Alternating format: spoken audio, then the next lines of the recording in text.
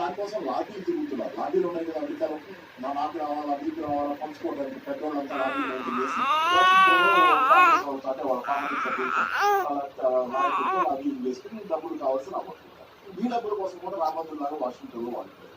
అది జనాలకు ఇవ్వాలని చెప్పింది ఒక ఉద్దీపన పథకం ఆర్థిక వ్యవస్థ ఇంపార్టెంట్, ప్రజల గురించి ఆర్థిక ఇంపార్టెంట్. దానికోసం కూడా వాషింగ్టన్ వాళ్ళు ఎవరికి వాళ్ళు మన పీపుల్ వెల్ఫేర్ కోరే గవర్నమెంట్ లో ఉండదలుచుకున్నప్పుడు జీడీపీలో ఎంత శాతం ఇప్పుడు ఎకానమీలోకి పంప్ చేస్తే రివైవ్ అయ్యే అవకాశాలు కనిపిస్తుంది. పార్షియల్ రివైవల్ అవుతుంది ఆబ్వియస్ గా చేసుకుంటారు. నా మాట నేను మాట్లాడి కానీ ఓవరాల్ గా అవుతుంది ఏంటంటే 10% అమెరికాలో చేశారు. అట్లీస్ట్ 5% అంటే 203 లక్షల కోట్ల రూపాయలు మన ఎకానమీ ట్రాన్స్ఫర్ స్టోర్ చేసే ఉత్పత్తి 203 లక్షల కోట్ల రూపాయలు. దానిలో మనం ఇచ్చిన 1% కూడా అంటే ఎంత ఉంటుంది, ఒక 0.8% అయింది. చాలా తక్కువ ఇచ్చారు. 1,70,000 కోట్లు అంటే 203 కోట్లలో 0.859%. అంత స్వల్పం ఇచ్చాం 203 లక్షల కోట్లు. దానిలో మీరు ఒకవేళ దానిలో మీరు 5% ఇచ్చినా మీకు ఎంత అవుతుంది, చాలా ఎక్కువ అవుతుంది. పెద్ద మొత్తం 10 లక్షల కోట్ల దాకా రిలీజ్ అవుతుంది. అంటే దాని రెండోది ఏంటి, ఆల్రెడీ రాష్ట్ర ప్రభుత్వాలు ఎఫ్ఆర్ లిమిట్ పెంచమని అడుగుతారు. అది జెన్యూన్ డిమాండ్. ఇక్కడే కాదు, కేరళ 4% ఇక్కడ తెలంగాణ వాళ్ళు 5% అడిగారు. తప్పు కాదమ్మా, ఈ సమయంలో తప్పు కాదు. ఇదేంటి ప్రత్యేక పరిస్థితి.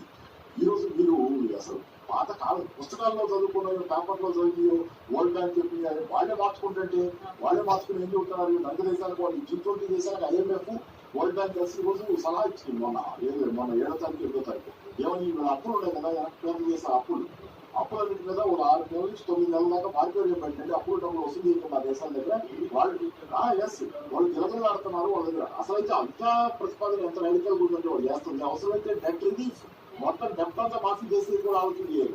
జరుగుద్దా జరగదా, వీళ్ళలో ఎవరు ఒప్పుకుంటాడు ఎవరు ఒప్పుకుంటాడు, అందరూ ఎత్తిపోవాలని కావాలి. ఎన్ని వేల విషయం కదా. IMF ప్రపంచ బ్యాంక్ IMF ప్రపంచ బ్యాంక్ అయితే అప్పులు తెచ్చుకున్నప్పుడు 15% పెట్టి ఫిస్కల్ డెఫిసిట్ పెంచండి, మీరు ఎక్కువ ఖర్చు పెట్టుకుంటే మీ ఆదాయం కంటే మా అప్పు ఎలా కడతారు, కాబట్టి తక్కువ ఖర్చు పెట్టుకుని మా అప్పు జాగ్రత్తగా కట్టండి చెప్పిన వాళ్ళే ఇప్పుడు అప్పులు మాఫీ చేయమని దాకా పోయారు కదా అర్థ దేశాలకి. మరి ఇంకా మీకేంటి అంటావు, మీకు అర్థాన్ని మీకు తెలియదు. ఇంత దేశం 30 కోట్ల దేశం, మనం గట్టిగా ఉండగలం. మన శక్తి మనకు శక్తి ఉంది. మనం బలహీనంగా దుర్బలంగా ఉంటే మన టాప్ బెదిరించినా నాకు ఆ మధ్య పోకపోతే అది పంపకపోతే ఏంటి సంగతులు అన్నాడు. బట్ ఎవరైనా బెదిరిస్తారు మనం బెదిరితే. ఇంత దేశం మనం కనుక నిలబడేటట్లు ఈ దేశం శక్తివంతంగా నిలబడగలదు. ఈ సందర్భం కూడా ఆ సందర్భం తర్వాత రెండోది చెప్తాను. ఇప్పుడు 3 మోడల్స్ ఉన్నాయి ఈ దేశంలో. మీరు మన వాగ్దాంతం అడుగుతున్నారు కాబట్టి సొల్యూషన్ చెప్పండి కాబట్టి 3 మోడల్స్ దయచేసి. ఒకటి కేరళ మోడల్. ఇందాక థామస్ ఫైనాన్స్ మినిస్టర్ ఇంటర్వ్యూ ఈటీలో వస్తుంటే చూసి వచ్చారు. కేరళ మోడల్ 20,000 కోట్లు వాళ్ళు ఖర్చు పెడుతున్నారంట దీనికోసం. తెలుసు కదా, ఈ దేశంలో బెస్ట్ మోడల్. వాషింగ్టన్ పోస్ట్ తీసుకుంటామని చూశాను.